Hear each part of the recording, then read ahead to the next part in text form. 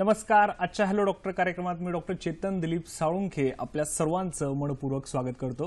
Hello doctor हा आमचा लोकप्रिय कार्यक्रम आहे ज्यामध्ये आम्ही तुमच्या आरोग्यविषयक प्रश्नांचं वेळोवेळी तज्ज्ञ डॉक्टरांकडून मार्गदर्शन घेत असतो. आजचा कार्यक्रम हा आमचा प्रायोजित कार्यक्रम आहे. विषय आहे हृदयविकार आणि आयुर्वेद. प्रेक्षको, महाभारत, रामायण, कुराण असो वा कुठलाही धर्मग्रंथ सर्वांमध्ये मानवी शरीरातील एका तरी अवयवाचं वर्णन आढळतं, ते म्हणजे हृदय. हृदयाचा संबंध जसा मानवी शरीर क्रियेशी आहे तसेच मनाच्या भावनांशी देखील आहे. यासाठी मराठीतील एक कवयित्री म्हणते, आठवणीमध्ये नाही शोधणार मी तुला, आठवणीमध्ये नाही शोधणार मी तुला, कारण काळजात मुक्कामी आहेस तू माझ्या. जेव्हा जेव्हा भेटीची ओढ लागेल तुझ्या, तू भेटीशील हृदयाच्या ठोक्यात माझ्या. अशा अनेक भावनांशी निगडीत आहे आपलं हृदय. परंतु काही वेळा अपत्य पालनामुळे किंवा शारीरिक विकृतीमुळे विविध प्रकारचे हृदयविकार होतात. मग अशा वेळेस आपल्या मदतीला धावून येते ती म्हणजे संपूर्णतः निसर्गाशी एकरूप असलेली आयुर्वेद चिकित्सा पद्धती, ज्यामध्ये पंचकर्म, चूर्ण चिकित्सा तसेच इतर विविध चिकित्सांमुळे आपण सुंदर असे रिझल्ट साध्य करू शकतो. ते कसे हे आज आपण जाणून घेणार आहोत. आपल्याला मार्गदर्शन करणार आहेत सुप्रसिद्ध आयुर्वेद तज्ज्ञ डॉक्टर सत्यम गुजर. नमस्कार सर. आजच्या हॅलो डॉक्टर कार्यक्रमात आपलं मनपूर्वक स्वागत. डॉक्टर सत्यम गुजर हे महाराष्ट्राला परिचित असं व्यक्तिमत्व आहे. पुणे विद्यापीठातून त्यांनी आयुर्वेदाचार्य ही पदवी संपादन केलेली आहे. गेली 15 वर्ष ते पुणे व मुंबई येथे यशस्वीपणे आयुर्वेदिक प्रॅक्टिस करतात. पोटाचे विकार, पाठीच्या मणक्यांचे विकार, संधिवात, त्वचा विकार, स्त्री पुरुष वंदत्व इत्यादी आजारांसाठी ते विशेषत्वाने उपचार करतात. सर, पुन्हा एकदा आपलं मनपूर्वक स्वागत. सर, आजच्या विषयाबद्दल काय सांगणार सर? आयुर्वेदानुसार गर्भावस्थेमध्ये हृदयाच्या 4थ्या महिन्यामध्ये हृदयाची अभिव्यक्ती होत असते. म्हणजे 4थ्या महिन्यापासून ते आयुष्याच्या अंतापर्यंत सतत हे हृदयाचं अविरतपणे सतत काम चालू असतं. शरीराच्या प्रत्येक पेशीला काम करण्यासाठी शुद्ध रसरक्ताची आवश्यकता असते आणि हा रसरक्ताचा पुरवठा जो आहे तो हृदयाच्या मार्फत केला जात असतो. त्याच्यामुळे स्वाभाविक ह्या हृदयाच्या कार्यामध्ये थोडा जरी फरक झाला किंवा ह्या हृदयाच्या कार्यामध्ये विकृती आली किंवा कोणतेही हृदयाचे विकार झाले तर त्याचे परिणाम हे गंभीरपणे दिसणारे असतात. हे सर्व हृदयविकार आयुर्वेदानुसार अशुकारी असतात. म्हणजे त्याचा होणारा परिणाम हा हृदयावर अचानकपणे दिसू शकतो. म्हणजे 5 मिनिटापूर्वी हृदयाचं कार्य व्यवस्थित चालू आहे, पण हृदय हे सद्यो प्राणहर मर्म आहे. मर्म ही गोष्ट खूप महत्वाची आहे. मर्माचं परिपालन होणं खूप गरजेचं असतं. त्याच्यामुळे हृदयाच्या कार्यांमध्ये जर कोणते अडथळे आले, या मर्मावर जर अभिघात झाला तर त्याचे अशुकारी परिणाम होऊन त्यावर जीवावर बेतण्याची सुद्धा शक्यता येऊ शकते पेशंटमध्ये. इतकी गंभीर अवस्था ह्याच्यामध्ये येऊ शकते. त्यामुळे कोणत्याही व्याधीचा विचार तुम्ही करत असताना जनरली कोणतीही गोष्ट मोजायची असेल ती क्षेत्रफळामध्ये मोजली जाते. म्हणजे लांबी व रुंदी ह्याचाच विचार केला जातो. पण हृदयविकार हे इतके गंभीर विकार आहेत की त्याचा विचार करताना हा क्षेत्रफळामध्ये न करता घनफळामध्ये केला पाहिजे. म्हणजे लांबी, रुंदी आणि खोली ह्याचाही विचार होणं गरजेचं आहे. म्हणजे हृदयविकार होण्यामागे नक्की कारण काय झालेली आहेत? हृदय ह्या अवयवाची विकृती आहे, त्याच्या संबंधित आश्रित भावांची विकृती आहे किंवा हृदयाच्या कार्याची विकृती आहे, ह्याच्या मागे नक्की कारण काय आहेत ह्याचा सखोलपणे अभ्यास केला गेला आणि त्याच्या पद्धतीने उपचार केले गेले तर हृदयविकार हे बरे व्हायला नक्कीच मदत होऊ शकते. बऱ्याच वेळेला असं होतं की हृदयामुळे कोणते मोठे विकार जाणू शकतात किंवा अटॅक आला की एकदम मनुष्य जाऊही शकतो, याची बऱ्याच जणांना कल्पनाही असते. त्याच्यामुळे कोलेस्ट्रॉल शरीरामध्ये थोडं वाढायला लागलं की असे लोक लगेच घाबरायला सुरुवात होते. म्हणजे हृदयविकारामुळे नाही, पण कोलेस्ट्रॉल वाढल्यामुळे अशा लोकांच्या छातीमध्ये धस्स व्हायला लागतं, अशी सुद्धा गोष्ट होते. किंवा बऱ्याच वेळेला असं होतं की हृदयविकार आहेत किंवा हृदयाला रक्तपुरवठा करणाऱ्या ज्या रक्तवाहिन्या आहेत त्याच्यामध्ये ब्लॉकेजेस असतात. त्याच्यामुळे एंजिओप्लास्टी केली जाते, बायपास केली जाते. पण बायपास करून सुद्धा बऱ्याच रुग्णांमध्ये लक्षणं तीच दिसत असतात, अशी जाणवायला लागतं. म्हणजे 2-3 वेळा बऱ्याच पेशंटमध्ये 2-3 वेळा एंजिओप्लास्टी होते, पण एंजिओप्लास्टी झाली तरी सुद्धा रुग्णाची लक्षणं कमी झालेली नसतात आणि 5-6 महिन्यानंतर टेस्ट केली तर पुन्हा त्या ठिकाणी ब्लॉकेजेस झाले ही गोष्ट दिसायला लागते. आणि मग अशा वेळेला नक्की रुग्णाला काय करावं हा मोठा प्रश्न त्याच्या मागे दिसायला लागतो की आता एंजिओप्लास्टी तर करून झाली, त्रास तर कमी होत नाहीये, मग अशा वेळेला काय करायचं? कारण बऱ्याच वेळेला जसं आता आपण बघितलं की वरचेवर विचार करून हे हृदयविकार कमी होणारे नाहीयेत. ह्याच्या मागच्या कारणांचा नक्की विचार करून हृदयाची रचना कशी आहे, हृदयाचं कार्य कसं चालतं, हृदयाचे आश्रित भाव कोणते कोणते आहेत, हृदयविकार झालाय तो स्वतंत्र हृदरोग म्हणून झालाय की परतंत्र हृदरोग म्हणून झालाय, म्हणजे इतर व्याधीचा उपद्रव म्हणून हृदयाच्या कार्यांवर परिणाम झालाय का, किंवा हृदय विकृती दिसते ती इतर व्याधींमुळे तर दिसत नाही ना, ह्या सगळ्यांचा विचार करून त्या पद्धतीने उपचार होणं गरजेचं असतं. तर ते ब्लॉकेजेस का झालेले आहेत, तर हृदयाच्या कार्यामध्ये नक्की का विकृती जाणवते, ह्या सगळ्याचा विचार होऊन त्या पद्धतीने उपचार होऊ शकतात. निश्चितच सर. प्रेक्षक आयुर्वेद म्हटल्याप्रमाणे गर्भस्थू खलु अंतरिक्ष वायगृतोय भूमी विकारस चेतनाधिष्ठानभूत, म्हणजेच चेतनेचे अधिष्ठान असलेल्या या शरीरामध्ये त्यामध्ये हृदयाचा संबंध हा तेवढाच महत्त्वपूर्ण ठरत असतो. सर, तुम्ही याबद्दल एक सखोल माहिती दिली. तसं मग हृदयाची नेमकी रचना व कार्य कसं असतं त्याबद्दल काय सांगणार सर? हृदय हा शरीरातला एक महत्त्वाचा अवयव आहे. त्याच्यामुळे हृदयाचं स्थानच अशा ठिकाणी दिलेलं आहे. हृदय हे उरोगुहेमध्ये असतं, म्हणजे थोड्यासे कॅव्हिटी आपण ज्याला म्हणतो त्या ठिकाणी असतं. हृदयाच्या पुढे स्टर्नम नावाचा जे बोन आहे, अस्थि आहे, तो असतो.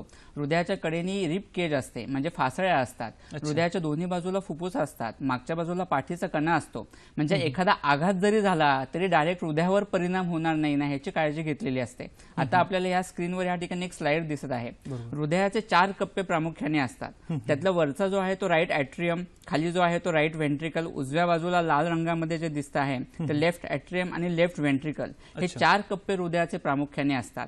शरीरातलं अशुद्ध रक्त जे वापरलं जात असतं ते हृदयामार्फत, म्हणजे इन्फिरियर व्हेना कॅवा आणि सुपेरियर व्हेना कॅवा, ह्या 2 मोठ्या निलय ज्याला आपण म्हणू शकतो की ज्या रक्तवाहिन्या असतात की ज्या अशुद्ध रक्त हृदयाकडे आणत असतात, ह्या अशुद्ध रक्तपुरवठा करणाऱ्या रक्तवाहिन्या ज्या आहेत त्यांच्यामार्फत अशुद्ध रक्त हे हृदयामध्ये येत असतं. म्हणजे पहिल्यांदा ते राईट ॲट्रियम मध्ये येतं, म्हणजे हृदयाचा हा जो वरचा कप्पा आपल्याला दिसत आहे या ठिकाणी अशुद्ध रक्त येतं. तिथून ते रक्त राईट व्हेंट्रिकलमध्ये या खालच्या कप्प्यामध्ये येतं. तिथून ते रक्त pulmonary valve through, pulmonary artery through फुफ्फुसामध्ये जात असतं. फुफ्फुसामध्ये त्याच्यामध्ये प्राणवायू मिक्स होतो, रक्त शुद्ध केलं जातं आणि त्या ठिकाणून हे रक्त लेफ्ट ॲट्रियम मध्ये येतं. लेफ्ट ॲट्रियम मध्ये आल्यानंतर तिथून ते रक्त लेफ्ट व्हेंट्रिकल ह्या भागामध्ये येतं आणि तिथे आल्यानंतर ते ॲओर्टिक व्हॉल थ्रू, ॲओर्टा थ्रू शरीराच्या प्रत्येक शरीरामध्ये प्रत्येक पेशींना दशधमन्यांमार्फत पोहोचवलं जात असतं. अशा पद्धतीने हे हृदयाचं काम सतत चालू असतं. म्हणजे हृदय या शब्दाचा अर्थच असा आहे. रु म्हणजे हरती, हरती म्हणजे आहरण करणं, म्हणजे घेणं, म्हणजे अशुद्ध रक्त घेतलं जाणं. द म्हणजे ददाती, ददाती म्हणजे देणं, म्हणजे शुद्ध रक्त पूर्ण शरीराला पोहोचवणं. आणि य म्हणजे याम्यती, नियमती, म्हणजे नियमितपणे, सतत, अविरतपणे, कंटिन्युअस ही गोष्ट चालू असणं. म्हणजे अशुद्ध रक्त घेणं, फुफ्फुसामध्ये ते जाणं, शुद्ध होणं, रक्त शुद्ध झाल्यानंतर ते हृदयामध्ये पुन्हा आल्यानंतर पूर्ण शरीरात पोहोचवलं जाणं, असं काम हृदयाचं सतत चालू असतं. अच्छा सर, कार्यक्रमात आपल्याला पहिला फोन आलाय. उत्तम पाटील यांचा फोन आलाय कोल्हापूरवरून. नमस्कार उत्तमजी, आपला प्रश्न विचारा. हॅलो, नमस्कार. हॅलो सर, माझ्या वडिलांचं ऑपरेशन झालंय. हा सर नमस्कार. हा नमस्कार, सलग प्रश्न विचारा. सर, कोल्हापूरमध्ये बॉम्बे हॉस्पिटलला वडिलांचं 2010 मध्ये एन्जिओग्राफी झाली. वय किती त्यांचं? त्यांचं वय 72. अच्छा, काय फाइंडिंग्स होत्या त्याच्यात एन्जिओग्राफीत? त्यांना काय फक्त 3 वाहिन्या ब्लॉक होत्या. अच्छा. आणि मग त्यांनी एन्जिओप्लास्टी केली बॉम्बे हॉस्पिटलला. तर त्यानंतर एक 8 काय 10 गोळ्या पर डे दिलेल्या आहेत. अच्छा. आणि मग मला काय म्हणायचं की आयुर्वेदात आपल्याला काय ते गोळ्या कमी करता येतील का, किंवा आयुर्वेदात आता आपल्याला या पेशंटला काय तुमच्याकडून सल्ला आम्हाला मिळेल? सर, काय विचारायचं आपल्याला? ठीक आहे, चालेल. निश्चितच सर या प्रश्नाचं उत्तर देते. सर काय सांगणार? अगदी चांगला प्रश्न आहे, महत्वाचा प्रश्न आहे. कितीतरी रुग्ण असे दिसतात की ज्यांना ब्लॉकेजेसचा त्रास झालेला असतो. त्रास भरपूर प्रमाणात जाणवल्यामुळे लगेच त्यावेळेला चिकित्सा केली जाते, एन्जिओग्राफी केली जाते, ब्लॉकेजेस दिसतात, मग एन्जिओप्लास्टी किंवा बायपास केली जाते. आणि बायपास केल्यानंतर त्रास रुग्णाचा कमी होतो, लक्षणं कमी होऊन जातात आणि त्याच्यानंतर रक्त गोठू नये म्हणून किंवा ब्लॉकेजेस पुन्हा होऊ नये म्हणून, कोलेस्ट्रॉल वाढू नये म्हणून या सगळ्या गोष्टींसाठी कंटिन्युअस सतत 8 ते 10 गोळ्या किंवा जी काही चिकित्सा असेल ते सतत चालू ठेवली जाते. आणि वर्षानुवर्ष असे औषधं घेऊन ह्याच्यातून आपण पूर्णतः बाहेर पडणार की नाही हा प्रश्न सुद्धा रुग्णापुढे उभा राहू शकतो. तुम्ही चिकित्सा केली म्हणजे त्यांचे आता एन्जिओप्लास्टी झाली म्हणजे बलून हे करून तो ब्लॉक जो होता तो बाहेर काढला गेला. पण ते ब्लॉकेजेस कशामुळे झाले ते मूळ कारण अजून तिथंच असतं. शरीरामध्ये जे काही बदल झालेले असतात, रक्त गोठणं असू देत किंवा नको असणारा विकृत मेदधातू, चरबी शरीरात तयार होण्याची जी काही कारणं आहेत ती शरीरामध्ये तसेच असतात. त्याच्यामुळे एन्जिओप्लास्टी केली किंवा बायपास केली आणि त्याच्यामुळे रुग्णाचा त्रास आता तात्पुरता कमी झालेला जरी असला तरी मूळ कारणं तशीच असल्यामुळे त्या मूळ कारणासाठी चिकित्सा करणं गरजेचं असतं. नक्की ब्लॉकेजेस कशामुळे झालेले ही गोष्ट यातली खूप महत्वाची असते. ब्लॉकेजेस होतात ते प्रत्येक वेळेला कोलेस्ट्रॉल वाढून घडूनच होतात असं नक्की नाहीये.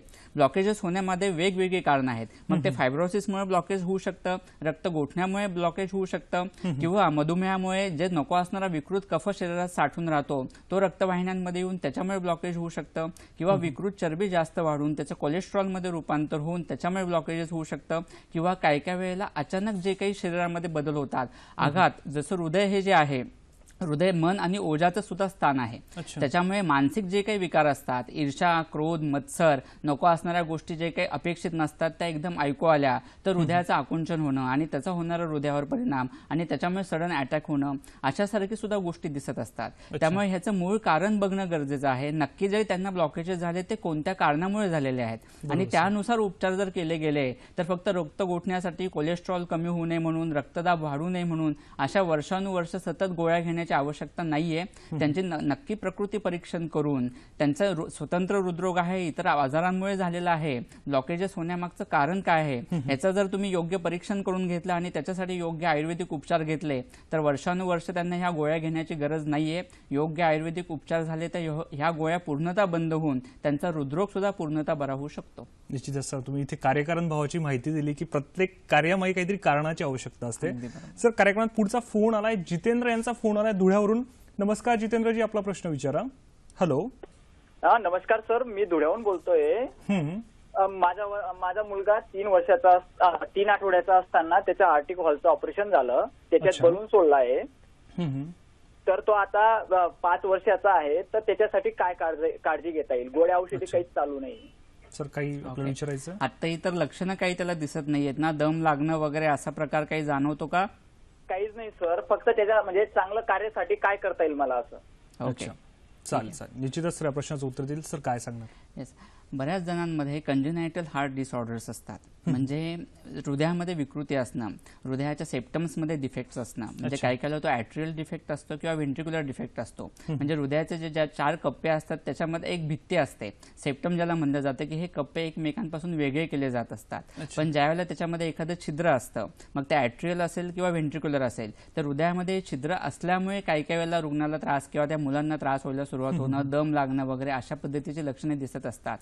मातेमध्ये म्हणजे गर्भामध्ये ज्या वेळेला बालक असतो त्यावेळेला त्याचं श्वसनाचं जे काम आहे ते हे मातेमार्फत, नाळेमार्फतच त्याला आवश्यक असणारं ऑक्सिजन किंवा शुद्ध रक्त मिळत असतं. त्यामुळे त्यावेळेला फुफ्फुस कार्यरत नसतात. त्यामुळे प्रत्येक बालकामध्ये गर्भावस्थेमध्ये असताना ह्या 2 हृदयांचे जे कप्पे आहेत त्याच्यामध्ये फोरामेन ओव्हेल नावाचं एक छिद्र असतंच. ज्या वेळेला डिलिव्हरी होते आणि बालक बाहेर पडतं आणि त्यावेळेला रडतं, ज्यावेळेला श्वास घेतं त्यावेळेला हे छिद्र बंद होतं, फुफ्फुस ओपन होतात, सुरू होतात आणि श्वसनाचं काम बालकाचं सुरू होतं. पण 5 ते 10% मुलांमध्ये हे छिद्र फोरामेन ओव्हेल बंद न होता तसंच राहतं आणि त्याच्यामुळे अशा मुलांमध्ये हृदयामध्ये छिद्र राहणं ही गोष्ट होऊ शकते. मग अशा वेळेला ऑपरेशनचा सल्ला दिला जातो. पण जर छिद्र किती मोठं आहे यावर ही गोष्ट खूप महत्वाची आहे. 9 mm पेक्षा जर मोठं छिद्र असेल तर ऑपरेशन करावं. त्याच्यापेक्षा जर लहान छिद्र असेल तर त्यावेळेला जर योग्य उपचार घेतले गेले किंवा सहज जरी काही मुलांमध्ये कोणती औषधं न घेता सुद्धा हळूहळू ते छिद्र कमी होत जातं. त्यामुळे कोणतीही लक्षणे दिसत नसतील तर ऑपरेशनची खरं तर घाई करू नये. योग्य आयुर्वेदिक उपचार घेतले तर ते छिद्रही कमी व्हायला मदत होऊ शकते. आणि ऑपरेशन झाल्यानंतर सुद्धा, ऑपरेशन करून तुम्ही ते छिद्र बंद केलं तरी सुद्धा हृदयाचं बल वाढवण्याच्या दृष्टीने, हृदयाचे कार्य व्यवस्थित होण्याच्या दृष्टीने सुद्धा काही औषधी उपचार करणं खूप महत्वाचं असतं. ह्याच्यामध्ये मृगशृंग जे आहे, मृगशृंग एकत्रित उगाळून त्याचा गंध रोज देणं, ही जर गोष्ट त्यांनी सतत केली, किंवा कुष्मांडवलेह नावाचं औषध बाजारामध्ये तुम्हाला आयुर्वेदिक सहज विकत मिळू शकतं, ते जर मुलाला तुम्ही सुरू केलं रोज सकाळी अनुषापोटी 1 चमचा, तर त्याचं हृदयाचं बल वाढणं आणि पुन्हा ते छिद्र ओपन होणार नाही ना, यासाठी त्याचा उपयोग नक्कीच चांगल्या पद्धतीने होईल. प्रेक्षको, मला माहिती आहे तुम्हाला आजच्या तज्ञांना बरेच प्रश्न विचारायचे आहेत. माझी देखील सरांसोबतची चर्चा अशीच चालू राहणार आहे. परंतु आज मी तुम्हाला सांगणार आहे ऍपल किंवा सफरचंद हे आपल्या शरीरासाठी किती महत्वाचं आहे. ऍपलमध्ये मुख्यतः फायटोन्यूट्रिएंट्स हे अधिक प्रमाणात असतात, तसेच अँटीऑक्सिडंट देखील हे प्रचूर मात्रेत असतात, ज्यामुळे डायबिटीज, हायपरटेन्शन तसेच हार्ट डिसीजची रिस्क आपण कमी करू शकतो.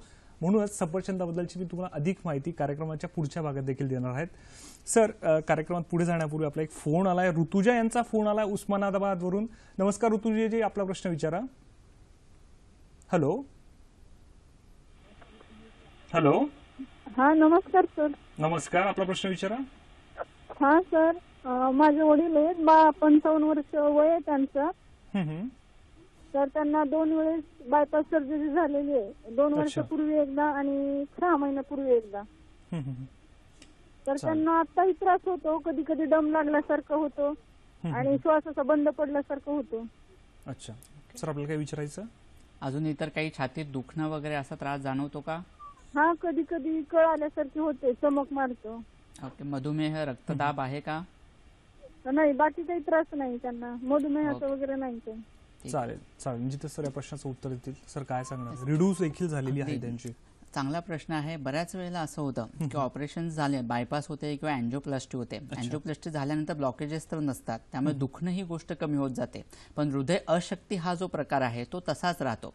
कारण नक्की अटॅक येणं म्हणजे काय होणं, तर हृदयाला जो काही नियमित रक्तपुरवठा होत असतो, हृदयाला स्वतःचं कार्य करण्यासाठी, पंपिंग करण्यासाठी, रसरक्त पूर्ण शरीराला पोहोचवण्यासाठी हृदयाचे जे स्नायू आहेत त्यांना स्वतःला शुद्ध रक्तपुरवठ्याची आवश्यकता असते. हा शुद्ध रक्तपुरवठा सतत व्यवस्थित होत राहिला तर हृदयाचं कार्य व्यवस्थित होत असतं. पण ज्या वेळेला हा रक्तपुरवठा बंद होतो किंवा थांबतो, काही क्षणासाठी काय असणार, तो रक्तपुरवठा थांबला तर त्या रक्तवाहिन्याचा जिथे सप्लाय असतो, हृदयाच्या ज्या भागाला सप्लाय असतो, त्या हृदयाच्या पेशी ज्या आहेत त्या मृत होतात. आणि मृत होणं म्हणजे हार्ट अटॅक येणं, हा इन्फार्क्शन असणं असा प्रकार तो असतो. ऑपरेशन केल्यानंतर ज्या वेळेला बायपास असू देत किंवा अँजिओप्लास्टी असू देत, त्यावेळेला हा अवरोध दूर केला जातो किंवा नवीन त्या ठिकाणी मार्ग तयार केला जातो. पण नवीन मार्ग तयार केल्यानंतर सुद्धा जे काही इन्फार्क्शनमुळे जे काही हृदयाच्या पेशी मृत झालेल्या आहेत किंवा त्यांचं कार्य व्यवस्थित होत नाहीये, तिथे एक प्रकारचा स्कार निर्माण झालाय. त्यामुळे इतर हृदयाच्या भागांचं पंपिंग किंवा हृदयाच्या पेशींचं पंपिंगचं काम व्यवस्थित होत असलं तरी ह्या भागाचं व्यवस्थित होत नाही. हृदयाची अशक्ती असते, हृदयाचं बल कमी झालेलं असतं आणि हृदयाचं जर बल कमी झालं तर ते संकोच विकासाचं जे काम आहे ते व्यवस्थित करू शकत नाही आणि ते व्यवस्थित जर झालं नाही तर हळूहळू त्याचा परिणाम जाणवायला सुरुवात होते. मग त्याचा परिणाम व्यानावर व्हायला सुरुवात होते, प्राणवायूवर व्हायला सुरुवात होते, हृदयाशी संबंधित आश्रित जे भाव आहेत त्याच्यावर व्हायला सुरुवात होते आणि ह्याचा परिणाम म्हणून दम लागणं. आता जे लक्षण त्यांना प्रामुख्याने दिसते की सतत दम लागतो किंवा त्रास अजूनही जाणवत आहे. अशा लोकांना लगेच थकवा आल्यासारखं वाटतं, थोडंसं काम केलं तरी थकून गेल्यासारखं वाटतं, गळून गेल्यासारखं वाटतो. आरती किंवा क्लम हे एक लक्षण आयुर्वेदाने दिलेलं आहे, म्हणजे बेचैनी सतत जाणवत राहणं, थकवा सतत जाणवत राहणं, अशी लक्षणं अशा लोकांमध्ये दिसत असतात. अशा वेळेला अर्जुन सालेचा गंध किंवा अर्जुन साल आणि मृगशृंग हे दोन्ही जर एकत्रित करून त्याचा गंध सकाळी घेत राहिलात तर त्याचा उपयोग अतिशय चांगल्या पद्धतीने होतो आणि घरच्या घरी करता येण्यासारखा अतिशय सोपा उपाय आहे आणि त्याचा खूप चांगल्या पद्धतीने उपयोग होतो. कितीतरी हृदयरोगी म्हणजे ज्यांच्यामध्ये असे ऑपरेशन्स होऊन गेलेले आहेत, ज्यांचे ब्लॉकेजेस काढले गेलेले आहेत पण हृदयाचं बल अजून वाढलेलं नाहीये, त्यांना घरच्या घरी करता येण्यासारखा अतिशय चांगला उपाय म्हणजे कोबी जो असतो, पानकोबी, तो पानकोबी बाफून घ्यायचा कुकरमध्ये आणि त्याचा रस काढायचा. पाणी वगैरे त्याच्यात मिक्स करायचं नाही, त्याचा रस काढून तो रोज सकाळी पाव किलो कोबीचा रस रोज सकाळी जर तुम्ही कंटिन्युअस 3-4 महिने 6 महिने घेत राहिलात तर हे हृदयाचं बल वाढवण्यासाठी, त्याची अशक्ती कमी होण्यासाठी अतिशय चांगला उपयोग होतो. हृदयाच्या स्नायूंना बल देण्यासाठी, क्लम दूर करण्यासाठी हा उपयोग अतिशय चांगला आहे. आणि हे सर्व करून सुद्धा जर त्यांचा त्रास होत असेल तर तुम्ही योग्य आयुर्वेदिक तज्ञांचा सल्ला घ्या, योग्य आयुर्वेदिक उपचार सुरू करा, म्हणजे हृदयाला आवश्यक असणारी जी काही रसायनं आहेत, जी काही औषधं आहेत त्याचा लगेच उपयोग सुरू होऊन त्यांचा त्रास कमी व्हायला मदत होईल. निश्चितच प्रेक्षको, मी तुम्हाला आवर्जून सांगू इच्छितो की सर इथे काही घरगुती उपचार देखील सांगतायत, त्यामुळे तुमची नोंद वही तयार ठेवा जेणेकरून ते तुमच्या संग्रह राहील. सर, कार्यक्रमाच्या पूर्वार्धात फोन येण्यापूर्वी तुम्ही हृदयाच्या रचनेबद्दल सांगत होता, त्या आधी काय सांगता येईल सर? बरोबर आहे. हृदयाच्या रचनेचा विचार करत असताना इतर अवयव आणि हृदय ह्याच्यामध्ये प्रामुख्याने असणारा फरक म्हणजे हृदय हे स्वतःचे प्रस्पंदन किंवा स्पंदनं स्वतः तयार करत असतो. म्हणजे त्याच्यासाठी मेंदूवर हृदयाला अवलंबून राहावं लागतं असं नाही. मेंदूच्या कार्यांवर डिपेंड न राहता हृदयाचं जे काही पंपिंग आहे म्हणजे आकुंचन आणि प्रसरण ही जी गोष्ट आहे ती हृदय ह्या स्वतःच्या जे काही इलेक्ट्रिक नोड्स आहेत, वेव्हज आहेत त्या स्वतः निर्माण करत असतं आणि त्याच्याद्वारे हृदयाच्या स्नायूंचं नियंत्रण होत असतं. आपल्याला काही स्लाइड्स या ठिकाणी दिसत आहेत, त्याच्यावरून आपल्याला लक्षात येईल. या ठिकाणी आपल्याला स्लाइड दिसते आहे की वर ॲट्रियम मध्ये एसे नोड नावाचा प्रकार असतो, त्या ठिकाणी हे इलेक्ट्रिक वेव्ह सुरू होतात आणि दुसरा खाली आहे जो एव्ही नोड या ठिकाणी आपल्याला दिसतोय, हा एव्ही नोड, या ठिकाणी हा एसे नोड, इथून हे पंपिंग सुरू होतं किंवा ह्या ठिकाणून स्पंदनं बाहेर पडत असतात आणि त्याचे काही परकेंजे फायबर्स आपल्याला ह्या हिरव्या रंगामध्ये दिसत असतात. हृदयाच्या स्नायूंमधनं हे काही राईट बंडल ब्रँच आणि लेफ्ट बंडल ब्रँच हे जे दिसत आहेत जाताना आपल्याला, यांच्या मार्फत हे हृदयाच्या स्नायूंचं काम नियंत्रितपणे सतत कंटिन्युअस त्याच वेगामध्ये होणं ही गोष्ट होत असते आणि हृदयाचं पंपिंगचं काम व्यवस्थित होण्यासाठी ही स्पंदनं खूप महत्वाची असतात. आयुर्वेदानुसार वाताचं व्यानवायूचे जे काम आहे, वाताचे 5 प्रकार असतात. त्यातला प्रमुख जो व्यानवायू आहे, हृदयाची ही गती नॉर्मल ठेवण्यासाठी, प्राकृत ठेवण्यासाठी ह्या व्यानाचं कार्य खूप महत्वाचं असतं. हृदयाच्या स्वतःच्या काही झडपा असतात, म्हणजे हृदयामध्ये काही झडपा असतात. हृदयाचं काम अशुद्ध रक्त आणि शुद्ध रक्त, 2 हृदयाच्या कप्प्यांमध्ये अशुद्ध रक्त असतं, 2 कप्प्यांमध्ये शुद्ध रक्त असतं आणि एका कप्प्यातून दुसऱ्या कप्प्यामध्ये जर हे रक्त जात असतं त्यावेळेला पुन्हा ते कप्प्यांमध्ये येऊ नये म्हणून ह्या झडपांची निर्मिती केली गेलेली असते. आपल्याला एक स्लाइड ह्या ठिकाणी दिसते की ह्या झडपा कोणत्या आहेत. आपल्याला हे स्लाइडमध्ये ह्या चांगल्या पद्धतीने दिसतंय. राईट ॲट्रियम आणि राईट व्हेंट्रिकल ह्याच्यामध्ये ट्रायकप्सिड वॉल म्हणून असतो. राईट व्हेंट्रिकल आणि पल्मोनरी आर्टरी ह्याच्यामध्ये आपल्याला या ठिकाणी दिसतंय हा पल्मोनरी वॉल आहे, राईट. या ठिकाणी हा ट्रायकप्सिड वॉल आहे. त्याच्यानंतर लेफ्ट ॲट्रियम आणि लेफ्ट व्हेंट्रिकल ह्याच्यामध्ये हा मायट्रल वॉल आहे आणि लेफ्ट व्हेंट्रिकल आणि ॲओर्टा ह्याच्यामध्ये ॲओर्टिक वॉल आहे. ह्या ज्या झडपा असतात ह्या स्नायूंपासून तयार झालेल्या असतात आणि त्यांचं काम सुद्धा अतिशय महत्वाचं असतं. कारण रक्त पुढे ढकलल्या गेल्यानंतर पुन्हा जर ते परत आलं तर पुन्हा हृदयाला पंप जास्त प्रमाणात करावं लागतं आणि त्याचा परिणाम हृदयाच्या स्नायूंवर व्हायला सुरुवात होते. हृदयांच्या वेगवेगळ्या झडपांच्या ज्या विकृती असतात या हृदयाच्या झडपा व्यवस्थित बंद झाल्या नाही, त्याच्यामध्ये एक प्रकारचा स्तंभ आला, स्टिफनेस आला, स्टेनोसिस झालं, ती झडप व्यवस्थित बंद झाली नाही तर त्याचा परिणाम हळूहळू हृदयाच्या स्नायूंवर व्हायला लागतो. त्या ठिकाणी हायपरट्रॉफी व्हायला लागते, एक प्रकारची सूज यायला लागते आणि त्याच्यामुळे दम लागणं, छातीत दुखणं अशा प्रकारच्या विकृती सुद्धा सुरुवात होत असतात. त्याचप्रमाणे ज्यावेळेला आपण हृदयाच्या रचनेचा विचार करत असतो त्यावेळेला आयुर्वेदिक संज्ञेचा आयुर्वेदिक दृष्टिकोनातून विचार करणं हे हृदय विकारांच्या दृष्टीने खूप महत्वाचं असतं. कारण बऱ्याच वेळेला असं होतं की त्रास तर रुग्णाला खूप होत असतो, अरती असते, भीती असते, छातीत दुखत असतं, दम लागत असतो, छाती भरून आल्यासारखी वाटत असते, पण अँजिओग्राफी केली तर टेस्ट तर नॉर्मल येत असते, कुठे काहीच येत नाही पण त्रास तर जाणवत आहे, अशी गोष्ट सुद्धा जाणवत असते. कारण हृदयाचा आयुर्वेदाने विचार करताना फक्त त्या ठिकाणी असणारे जे काही रचनात्मक दृष्ट्या भाव आहेत म्हणजे व्यानवायू, प्राणवायू, साधक पित्त, अवलंबक कफ, त्या ठिकाणी असणारे हृदयाचे स्नायू, त्या ठिकाणी असणाऱ्या शिरा, हृदय हे एक जे काही सद्यो प्राणहर मर्म आहे, या सगळ्याचा विचार तर झालाच, ही गोष्ट तर महत्वाची आहेच, पण त्याच्याबरोबर हृदय हे मन आणि ओज यांचं स्थान आहे. आयुर्वेदानुसार किंवा अध्यात्मानुसार हृदय हे आत्म्याचं पण स्थान आहे. त्याच्यामुळे ह्या सगळ्या भावांचा परिणाम, मानसिक जे काही भाव आहेत, ईर्ष्या, क्रोध, मत्सर, आपल्या अपेक्षा खूप जास्त असतात, त्या पूर्ण झाल्या नाहीत तर त्याचा होणारा परिणाम, मनावर होणारा परिणाम आणि स्वाभाविकपणे अप्रत्यक्षरित्या हृदयावर होणारा परिणाम, याचा सतत हृदयावर हळूहळू परिणाम होऊन त्याचं रूपांतर पुढे हृदय विकारामध्ये सुद्धा होऊ शकतं. म्हणजे प्रत्येक वेळेला रचनात्मकच विकृती पाहिजे किंवा हृदयाच्या रक्तपुरवठा करणाऱ्या रक्तवाहिन्यांमध्येच ब्लॉक पाहिजे किंवा हृदयामध्येच काहीतरी रचनात्मक बदल झाले पाहिजेत असं काही नाहीये. कारण हे जर परिणाम मानसिक रोगांचा परिणाम हळूहळू हृदयावर होत राहणं ही गोष्ट सुद्धा होत असते. आपल्याला व्यवहारात सुद्धा बऱ्याच वेळेला दिसत असतं की अचानक नको असणारी गोष्ट ऐकू आली की त्याचा परिणाम हा हळूहळू एकदम स्पाझम हृदयाच्या स्नायूंवर होऊन हार्ट अटॅक येणं ही गोष्ट सुद्धा होत असते. सध्याचं इतकं धावतं जग आहे, कॉम्पिटिशन इतकी जास्त वाढलेली आहे की स्ट्रेस हा प्रत्येकाला असतो, प्रश्नच नाही. धावपळीच्या जीवनामध्ये प्रत्येकाला आपल्या करिअरमध्ये काही गोष्टी अचीव्ह करायच्या असतात, कौटुंबिक काही प्रॉब्लेम असतात, पण ही रॅट रेस आहे. तुम्ही किती धावणार, कोणत्या गोष्टीच्या मागे धावणार आणि दुसऱ्याला एखादी गोष्ट मिळाली ती आपल्याला पण मिळायला पाहिजे, हे ईर्ष्या, मत, क्रोध हे जे भाव आहेत त्याचा परिणामही हळूहळू हृदयावर होत असतो. त्याच्यामुळे त्याचा विचार सुद्धा होणं गरजेचं आहे. अध्यात्माची जर सांगड त्याला असेल, ध्यानधारणा तुम्ही जर वाढवली तर ह्याचा परिणाम सुद्धा हृदयावर होणार नाही. योगासनांचा असू दे, योगाभ्यासाचा असू देत. त्यामुळे हृदय विकारांमध्ये ह्या हृदय रचनेचा, हृदयाच्या कार्यांचा, हृदय हे मनाचा आणि ओज ही संकल्पना आयुर्वेदाने अतिशय चांगल्या पद्धतीने सांगितलेली आहे. म्हणजे अपर आणि अपर ओज नावाच्या ह्या 2 गोष्टी असतात. तुमच्या शरीराचं धारण करण्याचं काम ह्यांनी होत असतं आणि अपर ओजाचं स्थान हे हृदय म्हणून सांगितलेलं आहे. त्यामुळे ह्या ओजो विकृती जर झाल्या, ओजस्त्रंश असू देत, ओजोभ्रंश असू देत किंवा ओजक्षय असू देत, त्याचा परिणाम हृदयावर होतं. मग अशा लोकांमध्ये सतत एक प्रकारची विषण्णता जाणवणं, खिन्नता जाणवणं, मन नेहमी खिन्न राहणं, थोडंसं काम केलं की दम लागणं, कोणत्याही कामात उत्साह न वाटणं, छातीमध्ये पेवटून गेल्यासारखं वाटणं, अशी लक्षणे दिसायला लागतात आणि ह्याच्यामध्ये टेस्ट कोणत्याच येत नसतात. मग अशा वेळेला तुम्हाला ह्या दृष्टीने विचार करून उपचार करणं खूप गरजेचं असतं. निश्चितच प्रेक्षको, दिवसमान बदलले, कामाचे तास वाढले, धावपळीच्या जीवनात कॉम्पिटिशन जाणवली, त्यामुळे स्ट्रेस बद्दल सरांनी खूप चांगली माहिती दिली. तर सर, हृदयाची जी कारण आहे, हृदयविकार होण्यामागची कारण, त्याबद्दल अजून थोडं काही सांगता येईल का सर? हृदयविकाराच्या कारणांचा विचार ह्या दोन पद्धतीने होणं खूप गरजेचं आहे. जसं आपण अगोदर म्हणलं की हृदयविकार का होतात त्याचा विचार करताना दोन पद्धतीने होणं गरजेचं आहे. एक तर स्वतंत्र हृदरोग. स्वतंत्र हृदरोग म्हणजे हृदय ह्या अवयवाशी असणारी विकृती किंवा हृदयाशी आश्रित जे काही भाव आहेत, मानसिक असू देत, ओजाशी संबंधित असू देत, किंवा व्यानाची विकृती असू देत, किंवा तिथल्या साधक पित्ताची विकृती असू देत, म्हणजे ह्या हृदय हा अवयव हृदयाच्या कार्यामध्ये आणि रचनेमध्ये होणारी विकृती ह्याचा स्वतंत्र हृदरोग म्हणून विचार केला जातो. आता ह्याच्यामध्ये कारणांचा आपण विचार केला तर आहार आणि विहार या दोन गोष्टी खूप महत्वाच्या आहेत.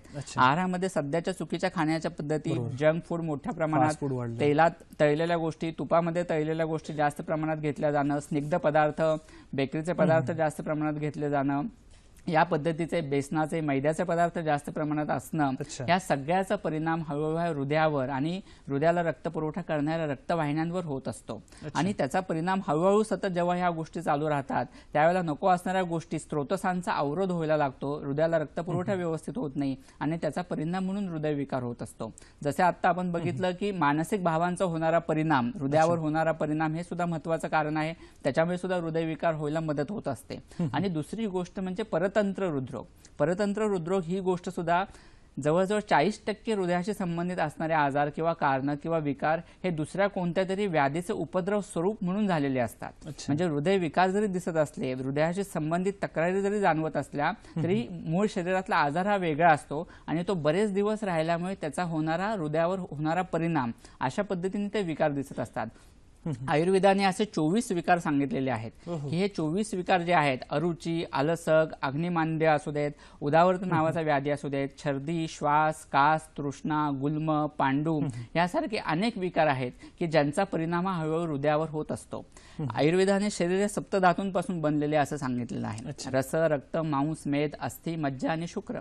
स्वाभाविक ह्या धातूंचं जर म्हणजे आहार रस तुमचा चांगला तयार झाला, पचन प्रक्रिया तुमची चांगली असेल तर चांगला आहार रस तयार होणार आहे आणि चांगला आहार रस तयार झाला तर सप्तधातू चांगल्या पद्धतीने तयार होणार आहेत. हृदय हे सुद्धा कफ आणि शोणित म्हणजे आयुर्वेदानुसार चांगल्या रक्त आणि चांगला कफ ह्याच्या प्रसाद भागापासून हृदय तयार होत असतं. त्याच्यामुळे पचन व्यवस्थित होत असेल, चांगला रस आहार रस तयार होत असेल तर स्वाभाविक आहे त्याचा परिणाम हा हृदयावर पण होत असतो. त्यामुळे आहार व्यवस्थित नसणं, चुकीच्या पद्धतीने असणं, तयार होणारा आहार रसच विकृत स्वरूपात तयार होणं आणि हृदय हे रसव स्रोतसाचं स्थान आहे. म्हणजे आहार रस जो तयार होतोय चांगला भाग तो हृदयामार्फत शरीराच्या प्रत्येक पेशीला पुरवला जात असतो आणि त्यामुळे विकृत आहार रस तयार झाला, त्याच्यामध्ये पिच्छिलता, चिकटपणा जास्त असेल तर तो आहार रस हा हृदयाच्या रक्तवाहिन्यांमध्ये हृदयामध्ये साठून राहायला मदत होत असते आणि त्याच्यामुळे सुद्धा हृदयविकार होत असतात. निश्चितच सर कार्यक्रम आपल्याला पुढचा फोन आलाय. सुदर्शन कुलकर्णी यांचा फोन आलाय मुंबईवरून. नमस्कार सुदर्शनजी, आपला प्रश्न विचारा. अच्छा, हॅलो. हॅलो. हा नमस्कार, आपला प्रश्न विचारा. माझी तर वहिनी सध्या हॉस्पिटलमध्ये ऍडमिट आहे, भाटी हॉस्पिटलमध्ये. हॅलो. हा बोला, सलग प्रश्न विचारा.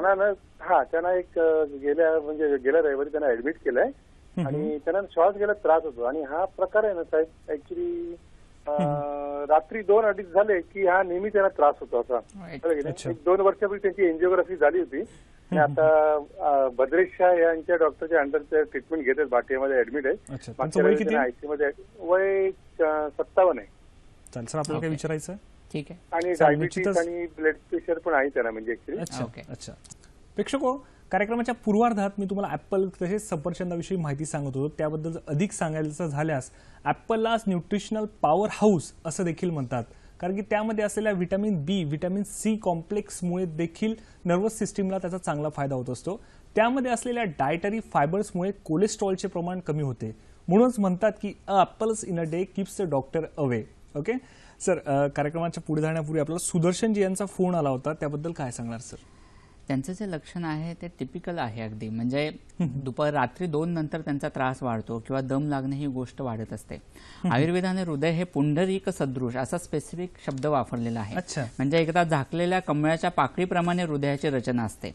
हृदय हे अविरत जरी चालू असलं तरी दिवसा हृदयाचं काम संकोचाने विकासाचं जितकं व्यवस्थित होत असतं, कमळ जसं सकाळी सूर्य उगवल्यानंतर फाकतं म्हणजे फुलतं आणि जसं सूर्य ज्यावेळेला मावळेल त्यावेळेला हळूहळू ते बंद होत जातं. तसंच हृदयाचं पण आहे. हृदयाचं कार्य हे रात्रीच्या वेळेला संकोच विकसनाचं जे आहे हे हळूहळू कमी होत असतं. सतत काम जरी असलं तरी त्याचा जो वेग आहे तो रात्रीच्या वेळेस कमी असतो. आधीच हृदयामध्ये एक प्रकारचे हृदय अशक्तीमुळे त्यांची लक्षणं दिसत आहेत. आधीच हृदयामध्ये एक प्रकारचा स्नायूंमध्ये अशक्तपणा आलेला आहे. हृदय आणि फुफ्फुस यांचं काम ज्यावेळेला व्यवस्थित एकत्रितपणे होत असतं, प्राणवायूची विकृती उदानवायूची विकृती ज्यावेळेला एकत्रितपणे असेल त्याचा परिणाम म्हणून श्वास घ्यायला त्रास होणं, दम लागणं अशा गोष्टी होत असतात. आणि रात्री 2 ते सकाळी 6 हा जो काळ आहे तो वाताचा म्हणून सांगितलेला असतो. वात प्रकोप ह्या काळामध्ये जास्त प्रमाणात होत असतो. त्यामुळे त्यांची लक्षणं त्या पद्धतीची दिसत आहेत. त्यामुळे योग्य आयुर्वेदिक उपचार तुम्ही लगेच डिस्चार्ज घेतल्यानंतर सुरू करा. हृदयाचं बल वाढवण्याच्या दृष्टीने, प्राण आणि उदानाची विकृती नष्ट होण्याच्या दृष्टीने उपचार होणं खूप गरजेचं आहे. तसं झालं तर त्यांचा त्रास पूर्णतः बरा व्हायला नक्कीच मदत होईल. निश्चितच सर, कार्यक्रमात फोनची देखील संख्या वाढली. पुढे फोन आलाय ज्ञानेश्वर पाटील यांचा फोन आलाय डोंबिवलीवरून. नमस्कार ज्ञानेश्वरजी, आपला प्रश्न विचारा. हॅलो. हा नमस्कार. हा नमस्कार, मी ज्ञानेश्वर पाटील बोलतोय डोंबिवलीवरनं. अच्छा, आपला प्रश्न विचारा सर.